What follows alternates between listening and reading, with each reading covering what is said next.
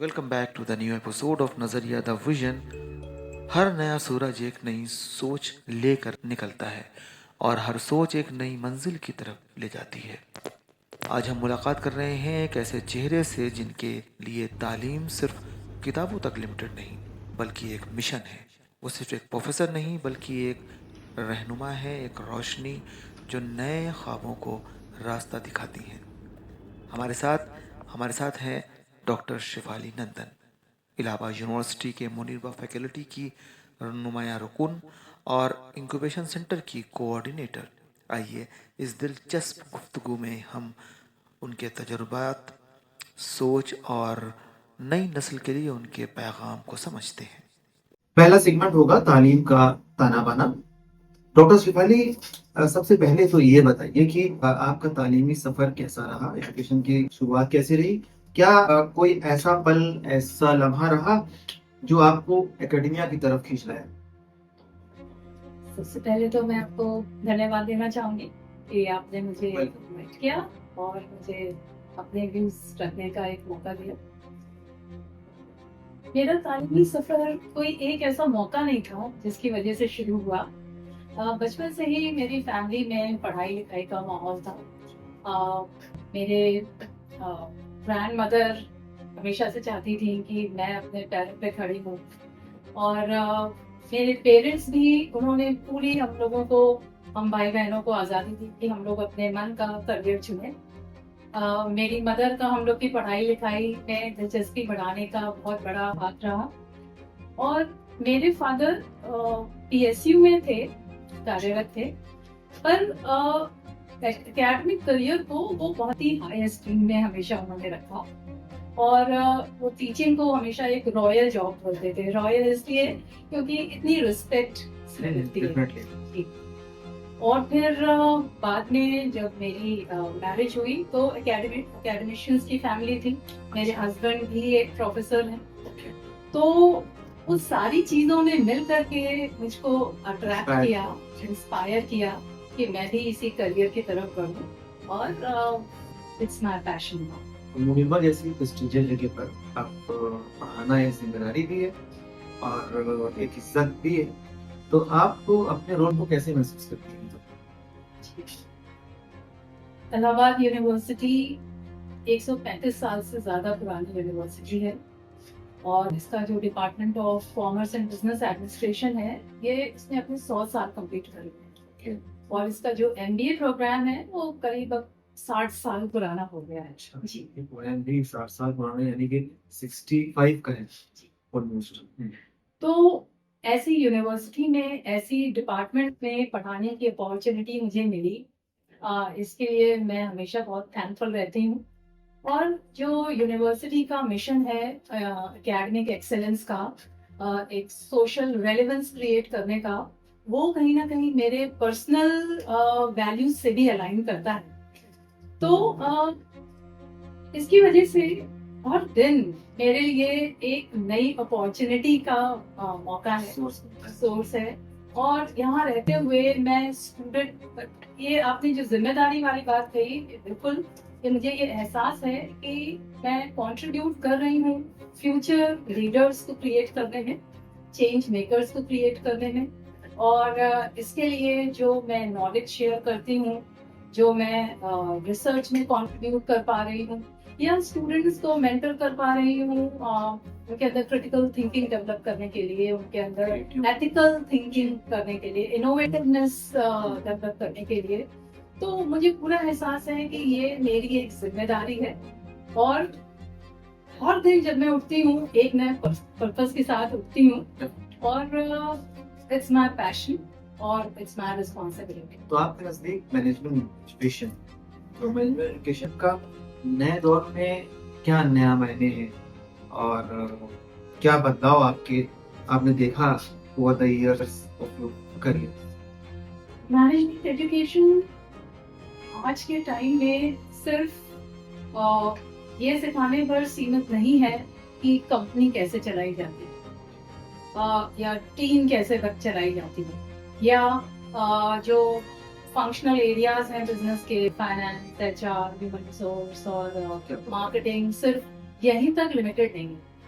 Management education आज के time में, क्योंकि ये एक इंटरकनेक्टेड वर्ल्ड है, ग्लोबल वर्ल्ड है, तो स्टूडेंट्स में एक ग्लोबल थिंकिंग इनकलकेट करना, उनको जो मैनेजमेंट एजुकेशन है वो जैसा मैंने कहा कि स्टूडेंट्स को क्रॉस कल्चरल सेंसिटिविटी के लिए तैयार करती है, क्योंकि आजकल ऑर्गेनाइजेशंस में, even outside the organisations, we have to interact with people from different cultures, different countries. तो स्टूडेंट्स को वो वर्कफोर्स डाइवर्सिटी के लिए सेंसिटिविटी क्रिएट करना, जो सोशल इश्यूज हैं, सस्टेनेबिलिटी की बात है, तो किस तरीके से वो एक सस्टेनेबल वे में एक बिजनेस ऑर्गेनाइजेशन या कोई भी ऑर्गेनाइजेशन चला सकते हैं। प्लस मैनेजमेंट एजुकेशन स्टूडेंट्स में तो आज एंटरप्रेन्योर बनने के लिए प्रेरित कर रही है, उनको तैयार कर रही है। हाँ, ऐसी होना चाहिए। जी, एक एंटरप्रेन्योर शिप के लिए भले ही वो अपना बिजनेस शुरू करें ना करें, लेकिन एक एंटरप्रेन्योरियल थिंकिंग होनी चाहिए। मतलब रेलेवेंट स्टडीज होनी चाहिए, जी, जो जी, प्रैक्टिकल स्टडी होनी चाहिए, प्रैक्टिकल स्टडीज होनी, और जो डायनेमिक वर्ड है उसको उसके साथ वो कोरिलेट कर सके, कोरिलेट कर सके। इंटरफेथ और inter countries, inter culture values नहीं उसमें कोऑर्डिनेट कर पाए, ये सब आप कर रहे हैं। तो आप ये सिर्फ एक एजुकेटर नहीं बल्कि एक मेंटर भी, और नए आइडियाज को शेप अप करने के लिए, शेप देने के लिए सिलसिले में आप इंक्यूबेशन सेंटर के जरिए भी आते रहे, एक नए ख्याल और नई सोच के साथ। इंक्यूबेशन सेंटर के तहत आपने काफी स्टूडेंट्स को स्टार्टअप करते हुए देखा होगा डेफिनेटली, तो क्या कोई ऐसा आइडिया, ऐसा प्रोजेक्ट जो आपके दिल से आपको इम्प्रेस किया हो? तो मैं सबसे पहले आपको बता दूं कि इलाहाबाद यूनिवर्सिटी में इंक्यूबेशन सेंटर 2023 में इनिशिएट हुआ, और ये हमारी यूनिवर्सिटी की honourable vice chancellor professor Sangeeta Srivastava के एफर्ट से उन्होंने इनिशिएट किया, और उनके एफर्ट से ये एस्टैब्लिश हुआ। और इंक्यूबेशन सेंटर में हम लोग स्टूडेंट्स, कैंपस में स्टूडेंट्स को और इवन कम्युनिटी में स्टार्टअप कल्चर को बढ़ावा देने का काम आउट ऑफ कैंपस भी, even out off campus Okay. जी। तो है क्या इंक्यूबेशन हाँ। Centre actually? जी, तो इंक्यूबेशन सेंटर जैसे कि एक जो इंक्यूबेटर होता है उसके अंदर राइट कंडीशंस क्रिएट की जाती हैं जिससे कि लाइफ सस्टेन कर पाए, ग्रो कर पाए। उसी तरीके से ये जो स्टार्टअप्स होते हैं, ये बिजनेस की वर्ल्ड में अभी इन्होंने पहला कदम रखा है, उनको बहुत सारी सपोर्ट की जरूरत है। तो ये जो बिजनेस इंक्यूबेटर्स हैं, ये उनके लिए एक ऐसे कंडीशंस क्रिएट करते हैं, ऐसा सपोर्ट सिस्टम उनके लिए क्रिएट करते हैं जिससे कि वो खड़े हो पाए और अपने बिजनेस को स्केल कर पाए। किस तरह से सपोर्ट करते हैं? हाँ। तो सेंटर में उनको कोवर्किंग स्पेस दी जाती है जिससे वो वहां बैठ करके अपना काम कर सकें। बाकी जो इंफ्रास्ट्रक्चरल सपोर्ट है, मतलब एक पार्क टाइप का क्रिएट किया गया है, जो मतलब स्पेस दिया जाता है उनको, मतलब स्पेस, फिजिकल स्पेस दिया जाता है। जी, बिल्कुल फिजिकल स्पेस दिया जाता है, टेबल, चेयर, बाकी जो इंफ्रास्ट्रक्चर चाहिए उनके लिए मीटिंग रूम्स वहाँ अवेलेबल कराए जाते हैं, के लिए conference rooms with all state of the art facility, video conferencing वगैरह भी सब उनके लिए अवेलेबल है। छोटी छोटी चीजें जैसे वाईफाई नेटवर्क और ये सारी चीजें उनके लिए इस इंफ्रास्ट्रक्चर, ये यूनिवर्सिटी में एक प्रोफेसर ईश्वर टोपा कॉम्प्लेक्स है, नई बिल्डिंग बनी है, उसके सेकंड फ्लोर पर इंक्यूबेशन सेंटर हाउस है। तो मतलब एक नॉमिनल फीस पर लोगों को प्रोवाइड किया जाता है, एक टेबल प्रोवाइड की जाती है, एनवायरनमेंट प्रोवाइड किया जाता है, इंटर डायलॉग्स भी प्रोवाइड किए जाते हैं। हाँ, इसके अलावा को मेंटर्स से हम लोग कनेक्ट करते हैं जो स्पेशलाइज्ड एरिया के, जो उनको प्रोजेक्ट डेवलप करने में हेल्प करेंगे, मार्केटिंग में हेल्प करेंगे, इन्वेस्टर्स से कनेक्ट करते हैं हम लोग, और उनके लिए लैब्स अवेलेबल हैं जहां वो अपने प्रोटोटाइप डेवलप कर सकते हैं, टेस्टिंग कर सकते हैं। प्लस जैसे हमारे स्टूडेंट्स हैं कैंपस के, कई बार लोगों को मालूम ही नहीं होता कि स्टार्टअप बनना भी एक करियर ऑप्शन है, तो हम लोग अलग अलग डिपार्टमेंट में उनके साथ इंटरेक्शन सेशंस रखते हैं, वर्कशॉप्स ऑर्गेनाइज कराते हैं जिससे स्टूडेंट्स का ओरिएंटेशन एंटरप्रेन्योरशिप की तरफ बढ़े। जी, हम लोग ने स्टार्टअप मेला करवाया था जिसमें बाहर से भी स्टार्टअप्स आए थे, उन्होंने अपने प्रोडक्ट्स को शोकेस किया, लोगों को मालूम चले कि भाई ये प्रोडक्ट बने हुए हैं और अवेलेबल हैं। बिजनेस प्लान कॉम्पिटिशन्स हम लोग कराते हैं स्टूडेंट्स के लिए। मैं आपको बताऊं, अभी रिसेंटली हम लोगों ने करवाया था बिजनेस प्लान कंपटीशन। तो यूनिवर्सिटी के अलग अलग डिपार्टमेंट से 60 से ज्यादा हमारे पास टीम्स आई, 60 मोर देन 60 टीम्स, और उन्होंने अपने इनोवेटिव प्लान्स प्रेजेंट किए। तो आपने कहा कि कुछ प्लान्स ने इनको अच्छे प्लान्स, तो आइडियाज बहुत इनोवेटिव है। जैसे कि एक आइडिया आया था ई वेस्ट मैनेजमेंट, कि जो इलेक्ट्रॉनिक वेस्ट जो होता है उसको किस तरीके से मैनेज किया जाए, अच्छा, घर घर से कैसे डिस्पोज ऑफ किया जाए, जैसे कि वो और पॉल्यूट ना करे एनवायरनमेंट को। तो एक वो प्लान आया था। एक प्लान आया था, देखिए स्टूडेंट्स सोशल इश्यूज देख करके, लोकल प्रॉब्लम्स देख करके बिजनेस आइडियाज निकाल रहे हैं। तो एक प्लान आया था कि रोड पर अगर किसी का एक्सीडेंट हो जाता है या कोई इमरजेंसी क्रिएट हो जाती है, तो जो गवर्नमेंट का जो नंबर, हेल्पलाइन नंबर, उसके अलावा किस तरीके से कोई ऐप डेवलप की जा सकती है जिससे इमीडिएटली हॉस्पिटल से सपोर्ट उनके पास पहुंचे। तो इस तरीके के आइडियाज लेकर आ रहे हैं। एक टीम आई थी जिन्होंने एक चॉकलेट डेवलप किया, बनाई है चॉकलेट यूनिवर्सिटी में ही, यूनिवर्सिटी के लैब्स में ही, केमिकल फ्री चॉकलेट, और जिसका फ्लेवर किसी भी इंटरनेशनल ब्रांड से कम नहीं। मतलब इस स्टेज पर ला दिया उन्होंने। इस स्टेज पर ला दिया। तो अब वो उस प्लान, उस बिजनेस को लेकर के, आइडिया को लेकर के अब आगे बढ़ रहे हैं। तो ये सब आइडियाज हैं जो कि काफी इम्प्रेसिव हैं और इनमें काफी स्कोप है। तो एक तो ये हुआ कि स्टार्टअप के लिए आपने मेंटर्स और टेक्निकल ये दिए। दूसरा हुआ कि फाइनेंस के लिए भी आपने रिसोर्सेज वहाँ पे प्रोवाइड किए। कनेक्ट करते हैं। दूसरा ये कि आपस में बहुत सारे बिजनेसेस हैं, तो वो अगर कुछ आपस में एक दूसरे को नेटवर्किंग उनको प्रोफेशनल सपोर्ट भी देते हैं। जैसे चार्टर्ड अकाउंटेंट से कनेक्ट करेंगे, लॉयर से कनेक्ट करेंगे, जिस टाइप का उन्हें सपोर्ट चाहिए एक कंपनी को खड़ा करने के लिए, चलाने के लिए, प्रोफेशनल लोगों से मिलते हैं। क्योंकि वो नया स्टार्टअप शुरू कर रहे हैं तो बहुत सारी इन्फॉर्मेशन उन्हें नहीं है, बहुत सारे चीजें वो नहीं जानते जो जरूरत पड़ती है, और कुछ चीजें ऐसी होती हैं जो प्रैक्टिकली लोग जानते हैं काम करने के बाद, वो आप पहले ही उनको अवेयर कर सकते हैं। तो ये सब काम होते हैं उसमें। और मैं आपको ये भी बताना चाहूंगी कि इन सब कामों के लिए जो हमें सपोर्ट अवेलेबल है अपने यूनिवर्सिटी के टॉप मैनेजमेंट से, हमारे ऑनरेबल वाइस चांसलर से, उसकी वजह से ही ये प्रोग्राम आगे बढ़ता है। So we have really good support from our honourable vice chancellor. Definitely जरूरी है ये तो ये बहुत अच्छा काम है, क्योंकि बिजनेस, नए बिजनेसेस आमतौर से नए बिजनेसेस बहुत दिनों तक सस्टेन नहीं कर पाते, और इन्हीं वजहों से नहीं कर पाते क्योंकि टेक्निकल नो-हाउ नहीं होता है और उन्हें बहुत सारी चीजें मालूम नहीं होती है। और एक दूसरी बहुत अच्छी चीज है कि एथिकल वैल्यूज भी उसमें इनकॉर्पोरेट कर रहे हैं।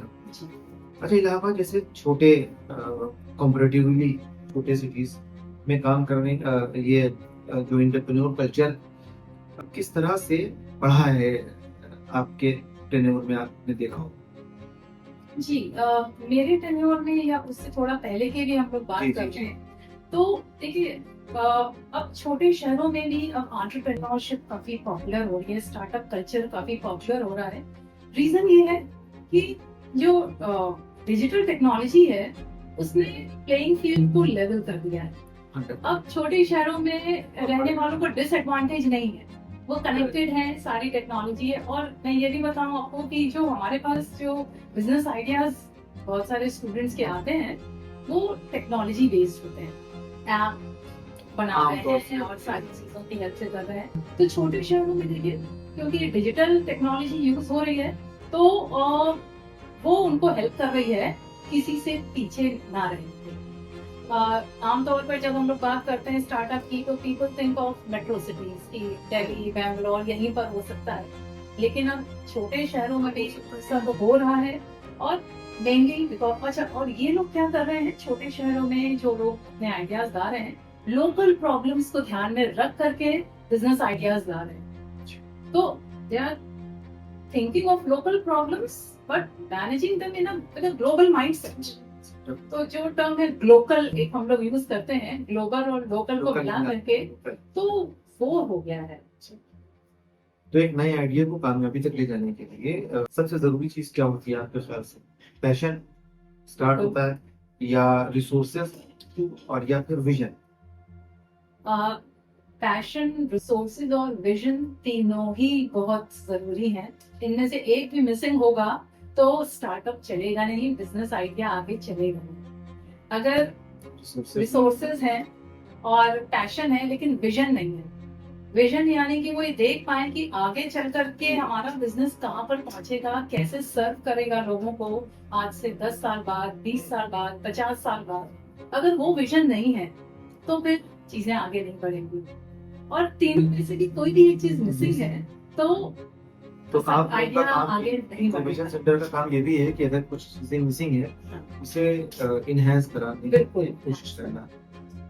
इंक्यूबेशन सेंटर में हम लोग उनको इंफॉर्मेशनल सपोर्ट भी देते हैं कि इंडिया के अलग अलग शहरों में या इंडिया से बाहर क्या क्या चीजें हो रही हैं, स्टार्टअप से रिलेटेड कौन से इवेंट्स हो रहे हैं जिसमें वो पार्टिसिपेट कर सकते हैं, कनेक्ट कर सकते हैं और स्टार्टअप से, वो सपोर्ट भी हम उनको प्रोवाइड कराते और देने की इन्फॉर्मेशन आप हैं। शेयर कर सकते बिल्कुल हैं, केसेस शेयर कर सकते हैं, उससे उनको मोटिवेशन भी मिल सकता है और आगे काम करने के लिए उनको। जब नए आइडियाज होते हैं तो नए चैलेंजेस भी होते हैं, और नए चैलेंजेस के बीच यूथ का जज्बा सबसे ज्यादा मायने रखता है।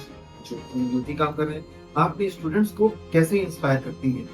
फेल्योर से गुजरते हैं जब कोई स्टूडेंट्स, क्या ऐसा कोई मंत्र जो बार बार आप यूज करती हैं? देखिए, जो ट्राई करेगा वो फेल भी होगा। तो कई बार स्टूडेंट्स जैसे फेल्योर जरूरी भी है शायद। फेलियर जरूरी भी है, बिल्कुल आप ठीक कह रहे हैं। तो स्टूडेंट्स बिल्कुल यंग होते हैं और कई बार जैसे एक दो बार किसी चीज में फेलियर मिला तो थोड़ा हताश होते हैं। तो एक शेर है जो कि मुझे भी बहुत पसंद है और मैं उनके लिए उनको भी बोलती हूँ कि गिरते हैं शहसवार ही मैदान जंग में, होते फिर क्या गिरे जो घुटनों के ऊपर चले। तो जो कोशिश करेगा वही गिरेगा, जो कोशिश नहीं करेगा तो वो कभी गिरेगा भी नहीं। और इसी तर्ज पे एक कविता की लाइन भी है जो कि बहुत ही इंस्पायरिंग है कि लहरों से डरकर नौका पार नहीं होती, कोशिश करने वालों की हार नहीं होती। बच्चन जी की लाइनें हैं। तो ये कुछ लाइनें, क्योंकि ये सब चीजें दिमाग में रह जाती हैं। आप वैसे समझाएंगे तो शायद वो फ्लैट वर्ड्स भूल जाते हैं, लेकिन इस तरीके के वर्ड्स जो हैं वो दिमाग में रह जाते हैं।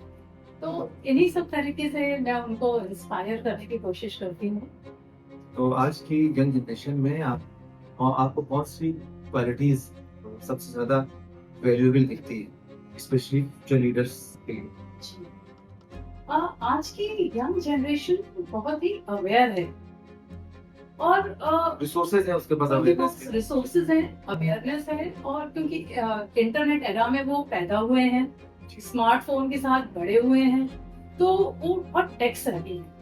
उनको पता है कि टेक्नोलॉजी को, जो आज की रिसेंट टेक्नोलॉजी है, आर्टिफिशियल इंटेलिजेंस या कुछ भी बिग डेटा, इस सबको लेवरेज कैसे किया जाए अपने को आगे बढ़ाने के लिए, चीजों को आगे बढ़ाने के लिए। एक तो ये उनकी क्वालिटी बहुत अच्छी है। दूसरा, they are very bold, positive sense, smart है, वो रिस्क लेने से डरते नहीं। उन्हें पता है कि क्या करना है, बिकॉज नॉलेज है, अवेयरनेस है, तो उन्हें पता है क्या करना है। उनके लिए बाउंड्रीज, लिमिटेशन नहीं। और सबसे बड़ी बात, उनके अंदर अडेप्टेबिलिटी बहुत ज्यादा है, जो आज के फास्ट चेंजिंग वर्ल्ड में बहुत जरूरी है। वो बहुत ही क्विकली लर्न करते हैं, अनलर्न करते हैं और रीलर्न करते हैं, विच इज अनलर्न बहुत मुश्किल काम होता है, जो पुराने लोग नहीं कर पाते हैं, मुश्किल होता है, but they are changing very quickly. तो ये उनकी क्वालिटी बहुत ही काबिल तारीफ। किसी स्टूडेंट का या कई स्टूडेंट्स का तजुर्बा आपको याद हो जो इस तरह का डीपली इंस्पायर करता हो, ऐसा कुछ है? कई सारे हैं सर, कई सारे ऐसे तजुर्बे हैं। एक मेरा स्टूडेंट एक थे कुछ साल पहले, और किसी वजह से उनका ईयर बैक हो गया, तो काफी हताश हो गए थे। और जिंदगी से हताश हो गए थे। तो मेरे पास आए थे, मैंने उनसे कुछ बात की, उनको समझाने की कोशिश की, उनको समझ में आया और देन बिना पीछे मुड़े उन्होंने अपनी पढ़ाई पूरी की, एक पीएसयू में सेलेक्ट हो गए और आज एक बहुत अच्छी पोजीशन पर हैं और एक दो बार कहीं चीफ गेस्ट बन के गए हैं तो उनका फोन आया कि मैम आज मुझे वो दिन याद आता है। तो जो आपने इंस्पायर करने की बात की, जो जो मुझे इंस्पायर करते हैं, तो उसकी वो जो एक डिटर्मिनेशन, पहले उनके बाद हाँ जी, जिस तरीके से वो उठे, वो उसने मुझे बहुत इंस्पायर किया। यही पे मेंटर की जरूरत होती है जी, सभी को। बिल्कुल। अगर अच्छा मेंटर मिल गया हाँ। एकेडमिक के बियॉन्ड आपकी जिंदगी का एक सॉफ्ट इंस्पायरिंग पहलू होगा, थोड़ा उस रास्ते पे चलते हैं कि अगर बियॉन्ड द बुक्स कि अगर एकेडमिक्स ना होती तो आप क्या करते? शुरू से आपका यही पैशन ही था? जी, मेरे आना तो एकेडमिक्स में ही था, लेकिन अगर मैं एकेडमिक्स में नहीं होती तो शायद मैं कॉर्पोरेट वर्ल्ड में होती। मैंने एमबीए किया है, तो वो एक नेचुरल ऑप्शन मेरे लिए है, इसमें मैं होती। और उसके अलावा एमबीए में कुछ स्पेशलाइजेशंस भी ना? जी जी, मेरा स्पेशलाइजेशन ह्यूमन रिसोर्स मैनेजमेंट है। और अगर उससे हट के बात करें तो I am very passionate about gardening and garden decor. तो ये एक मेरी सीक्रेट विश है कि कभी मैं अपनी एक ब्यूटीफुल नर्सरी खुद की अपनी बनाऊं, तो कभी मौका मिलेगा तो मिलेगा, डेफिनेटली मिलेगा। और जो हमने भी अपने विंडो पे बनाया हुआ है, बट इको फ्रेंडली भी है, मतलब एनवायरनमेंट की भी हम जी बिल्कुल। मैं रोज 1 घंटा अपनी गार्डनिंग को देती हूँ और that connects me, that keeps me sane and connects me with the natural positive vibes. yes। कोई एक किताब या कोट या फिल्म हिम्मत देती है हर वक्त आप, ऐसी कुछ चीज? ऐसी हैं, और एक मेरी बहुत ही फेवरेट मूवी है जो कि मैं अपने स्टूडेंट्स को भी बोलती हूँ कि वो भी देखें जरूर एक बार। वो मूवी है in pursuit of happiness. In percentage जी। तो वो एक अमेरिकन बिजनेसमैन है, क्रिस गार्डनर, उनकी लाइफ पर बेस्ड है कि किस तरीके से जो टफेस्ट हालात हो सकते हैं उसमें भी किस तरीके से वो बिल्कुल काम रहकर वर्ल्ड के सामने अपना एक पॉजिटिव पहलू सामने रखते हैं और बिना हारे आगे बढ़ते रहते हैं। और वैसे तो अगर मैं आपको बताऊं तो मुझे मुश्किल हालातों में जो लड़ने का जो कहाँ से मुझे सीख मिलती है वो मुझे अपने फादर से मिली। जी, उनसे मैंने सीखा, श्री कृष्ण मुरारी, उनसे मैंने सीखा कि किस तरीके से मुश्किल हालात में बिल्कुल काम रहते हुए प्रॉब्लम को से लड़ा जाता है, अनपर्टर्ब्ड। तो ये मैंने उनसे सीखा। तो अपने टीचिंग करियर में भी कोई ऐसा यादगार लम्हा है आपका? यादगार लम्हे कई होते हैं। एक बहुत ही स्वीट मोमेंट है जो कि मुझे हमेशा याद रहता है। एक बार टीचर्स डे पर एक दिन पहले मेरे स्टूडेंट्स ने, मेरे रिसर्च स्कॉलर्स ने मेरे रूम की चाबी ऑफिस से ली और बहुत खूबसूरत, बिल्कुल जैसे फेरी लैंड की तरह उन्होंने उसको सजाया। पर अगले दिन जब चाबी खोल करके मैं अपने चेम्बर में गई तो it was like entering the fairy land, और बहुत ही खूबसूरत वो एक लम्हा था, बहुत ही स्वीट मोमेंट था जो मुझे हमेशा याद है। अब बात करते हैं उस पैगाम की जो आपके सफर से भी गहरा है, एक मिसाली रहनुमा के तौर पे, तब जो आपने मेंटर के तौर पर, तो as a women in leadership आपको कौन से चैलेंजेस का सामना करना पड़ा अभी तक, और उनसे आपने क्या सीखा?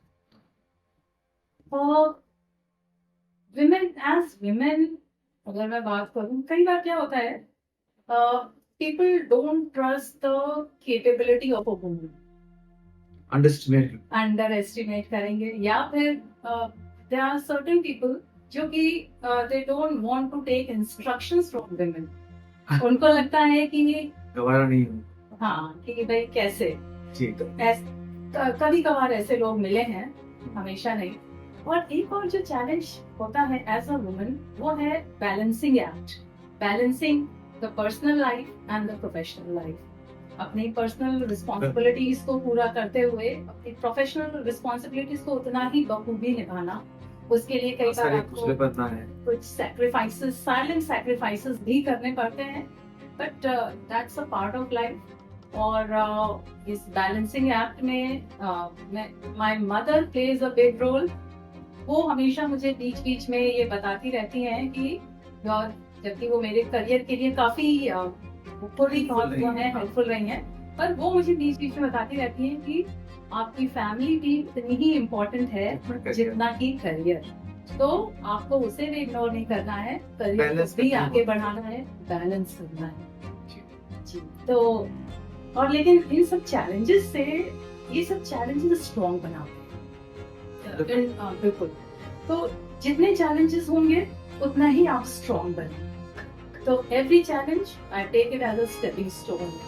मतलब छोटे शहर की जो लड़कियां अभी जो आ रही हैं, गर्ल्स एंटरप्रेन्योर में अगर आ रही हैं या मतलब कुछ करना चाहती हैं, उनके लिए कोई पैगाम कैसे करें? देखिए, सबसे पहले तो ड्रीम्स शहर के साइज पे डिपेंड नहीं करते हैं। आप चाहे छोटे शहर से हो, चाहे बड़े शहर से हो, बिल्कुल ड्रीम बिग। और दूसरी चीज ये है कि एक हमेशा जो मैं भी याद रखती हूँ कि हमारे प्रेसिडेंट डॉक्टर अब्दुल कलाम की ये लाइन है कि ड्रीम्स वो नहीं होते जो हम सोते समय देखते हैं, ड्रीम्स वो होते हैं जो हमें सोने नहीं देते। ड्रीम बिग, लेकिन उस ड्रीम के लिए मेहनत करें, पैशन बहुत जरूरी है।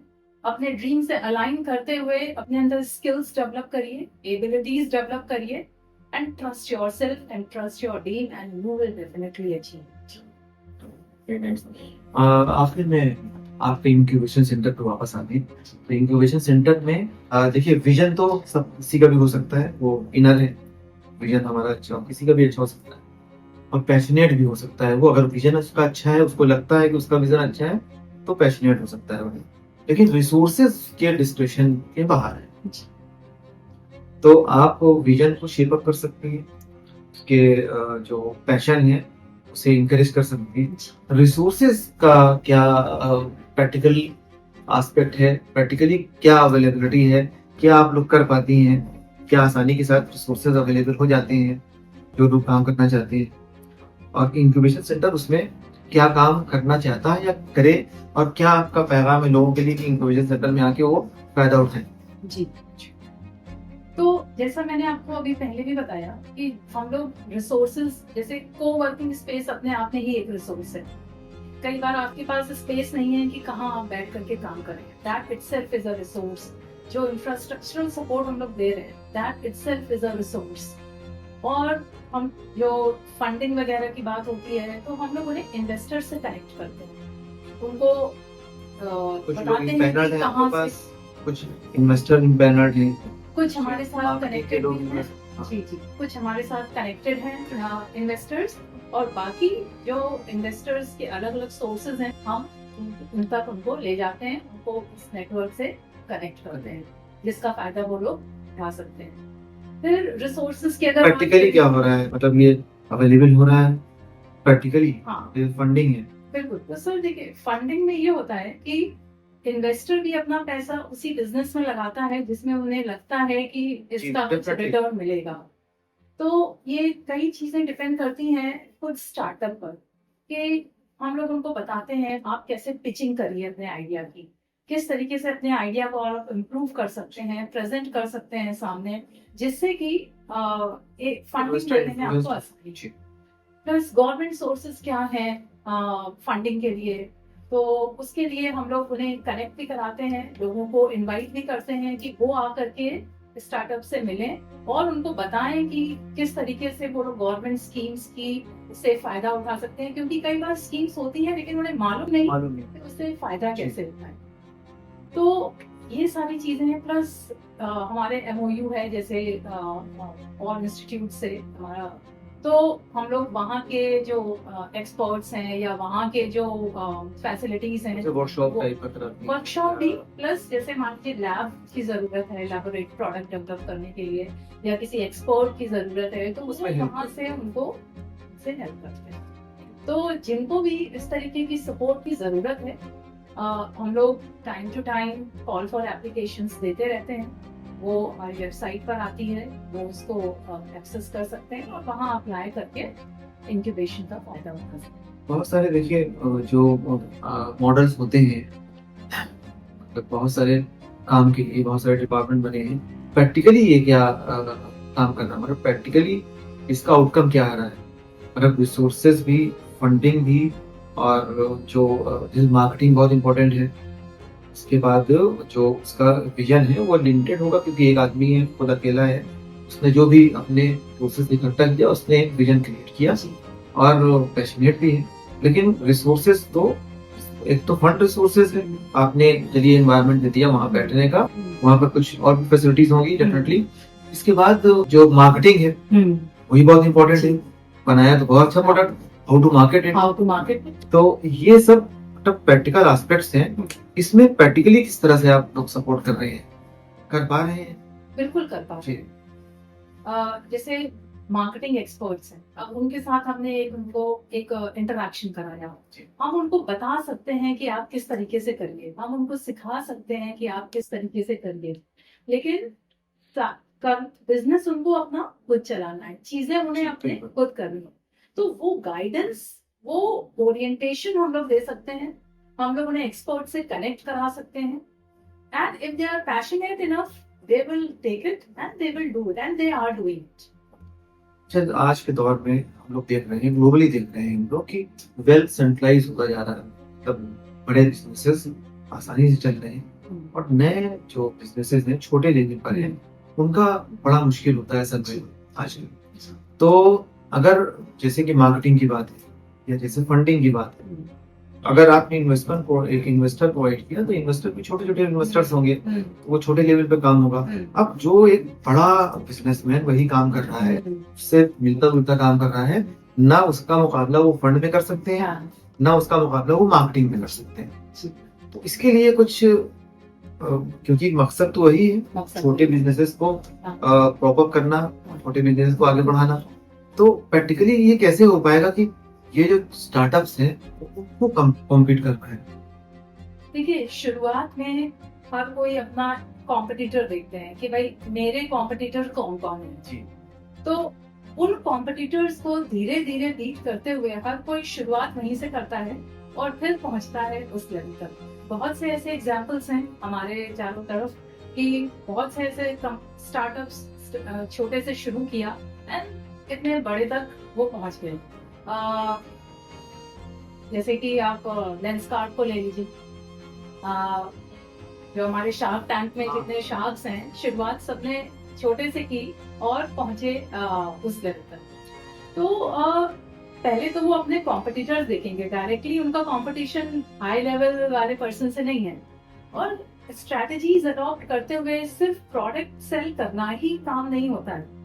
कब उन्हें सेल ऑफ कर देना है, कब उन्हें अक्वायर कर लेना है किसी और बिजनेस को, कब उन्हें कहीं और इन्वेस्ट कर देना है, कहीं और स्टेक ले लेना है।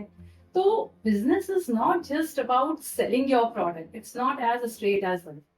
आपको बहुत सारी स्ट्रैटेजीज अडॉप्ट करनी पड़ती हैं, तब जा करके वो उस लेवल का। सवाल ये था कि ऐसा नहीं हो सकता कि छोटे छोटे बहुत सारे लोगों को मिला के आपने बड़ा बना दिया।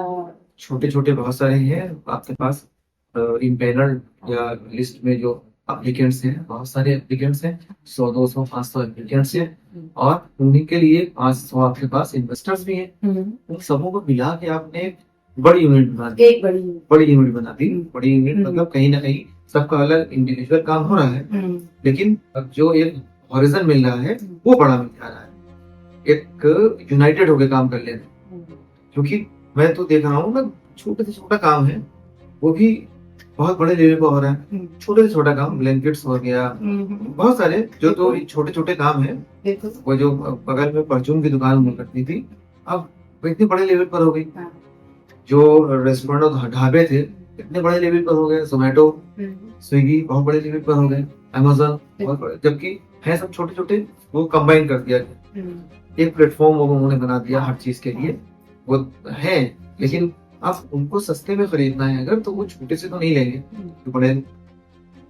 तो एक इनोवेशन इस तरह का, जिससे कि ये जो फ्यूचर है, फ्यूचर दिखाई पड़ रहा है, जो ट्रेंड है उसके साथ दिखाई पड़ रहा है कि स्टार्टअप वगैरह जितने भी छोटे बिजनेसेस इनोवेशंस हैं छोटे छोटे, तो वो या तो फिर बड़े मछली के पेट में चले जाए, समुंदर में मिल जाए, वरना अकेले कैसे सर्वाइव कर सकते हैं आने वाले टाइम पर। और अब डिस्करेज करने की बात नहीं है, लेकिन ये जो प्रेजेंट सिनेरियो को देखते हुए इस पर कुछ इनोवेटिव आइडियाज आपके इंक्यूबेशन सेंटर में या आपके पर्सनल। जैसे आपने बात की कि छोटे छोटे लोगों को एक साथ लिया है, वो जैसे आजकल वो चीज चल रही है, इसी को हम प्लेटफॉर्म इकोनॉमी कहते हैं, कि एक प्लेटफॉर्म पे आकर के लोगों ने बेचा, या थ्रू ऐप या किसी और के थ्रू कर रहे हैं। देखिए, कोई भी बिजनेस चलाने के लिए सबसे पहले आपने जो बात कही थी, विजन की बहुत जरूरत है कि हम किस तरीके से आगे ले जाएंगे, हम क्या करना चाहते हैं, और उसके लिए टेक्नोलॉजी को लेवरेज करना बहुत जरूरी है।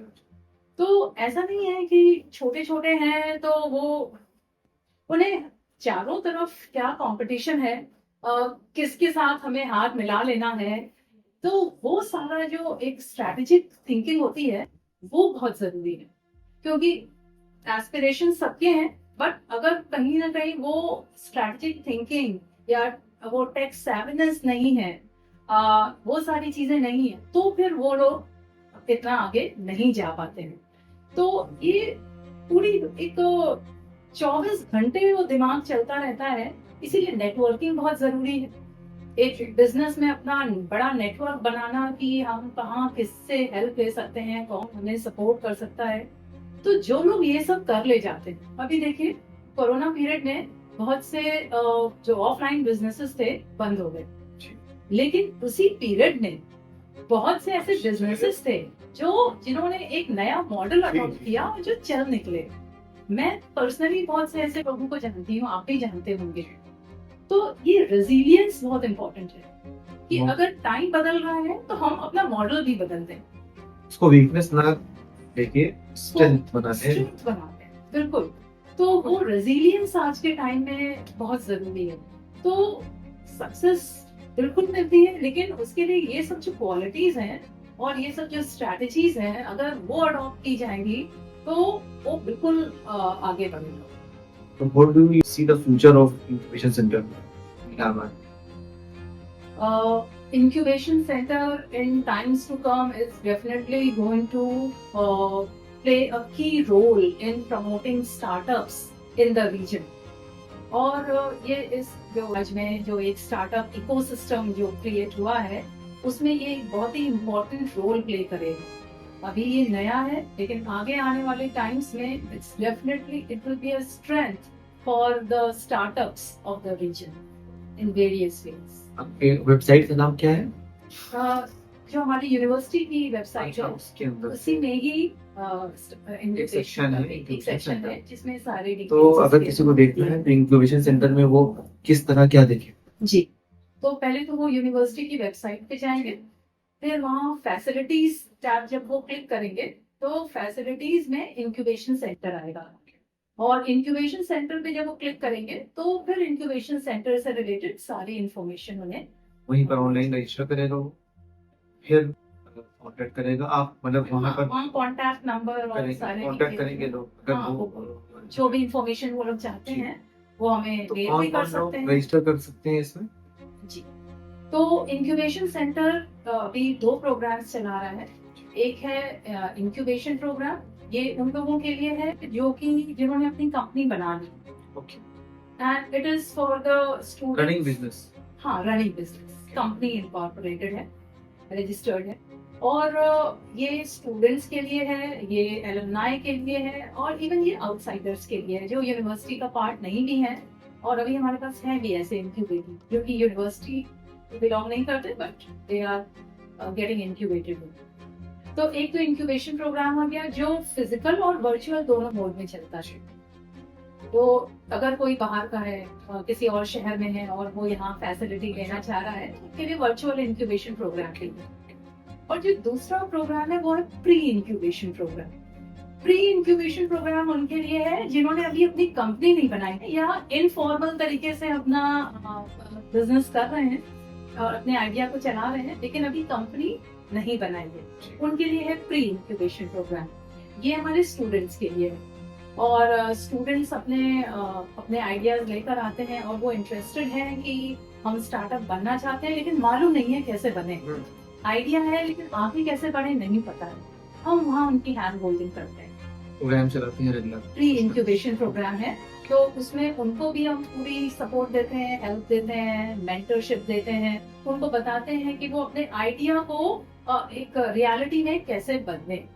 उन्हें नहीं पता है कि कंपनी कैसे बनती है, तो हम उन्हें बताते हैं कि क्या प्रोसीजर, जो हमारे एक्सपर्ट्स हैं वो उन्हें बताते हैं कि कंपनी बनाने के लिए क्या क्या स्टेप्स इन्वॉल्व है, क्या लीगल फॉर्मेलिटीज हैं, कहाँ सब्सिडीज हैं, उसके लिए क्या रजिस्ट्रेशन, सारी चीजें उन्हें पता है। अच्छा कंप्यूटरली बड़े लेवल का कोई स्टार्टअप करना चाहता है तो उसके लिए भी अवेलेबल है। बड़े लेवल पे मतलब बड़े स्केल पर अगर कोई थोड़ा सा बड़ा बिजनेस करना चाहता है, जो एग्जिस्टिंग बिजनेस है वो कहीं एक्सप्लोर करना चाहता है, वो भी मदद ले सकता है आपसे। बिल्कुल, जो भी स्टार्टअप की कैटेगरी में आता है वो जो है, कौन नहीं आता है स्टार्टअप की कैटेगरी? देखिए जो गवर्नमेंट ऑफ इंडिया की जो स्टार्टअप की डेफिनेशन है, उस डेफिनेशन के अकॉर्डिंगली जो लोग उसमें आते हैं वो जैसे कि 10 साल से पुराना बिजनेस नहीं होना चाहिए।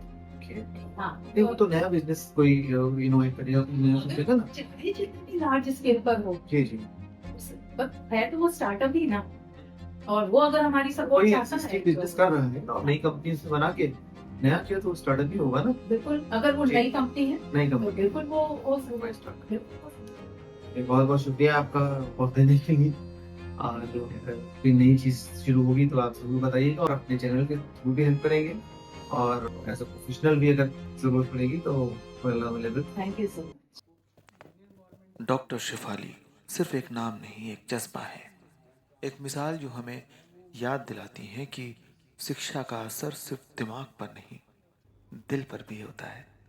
उम्मीद है आज की ये बातचीत आपके लिए रोशन राहें लेकर आई। मिलते हैं अगले एपिसोड में एक नए मेहमान, एक नए नज़रिए के साथ। तब तक के लिए शुक्रिया और ख्वाबों को पंख देते रहिए।